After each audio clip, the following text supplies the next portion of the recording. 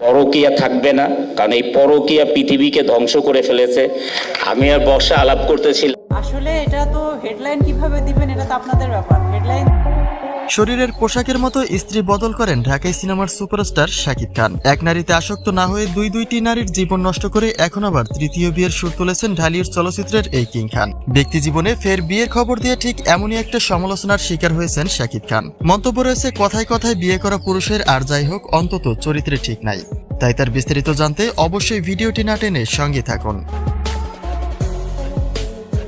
পর্দা একজন super duper hero হলেও ব্যক্তি জীবনে একজন স্বামী হিসেবে জিরো শাকিব খান। যদিও তিনি তার দায়টা স্ত্রীদের কাঁধেই দিয়েছেন, কিন্তু দিন যত গড়াচ্ছে সময়ের সাথে সাথে ব্যক্তি জীবনে নানা প্রশ্নের মুখে পড়ছেন কিং খান। হঠাৎ করে তৃতীয় বিয়ের খবর দিয়ে এই মুহূর্তে খবরের হেডলাইনে নিজের নামটি তুলে দিয়েছেন ঢাকাই সিনেমার এই জনপ্রিয় তারকা। কিন্তু প্রেম, বিয়ে, সন্তান এবং বিচ্ছেদের আলোচনাটা যেন কখনোই শাকিবের পিছু ছাড়েই না। তার এই তৃতীয় বিয়ের খবরে নানা রকম সমালোচনার মুখে পড়েছেন কিং খান।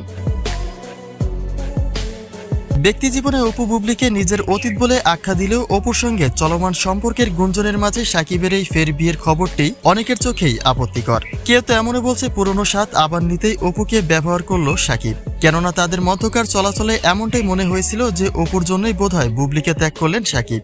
কিন্তু দিন শেষে পুরনো দুই স্ত্রীকে বুড়ো আঙ্গুল দেখিয়ে কিং খানের এই ফের বিয়ের খবরটিতে একটা চারিত্রিক সমালোচনায় জড়িয়েছেন শাকিব খান।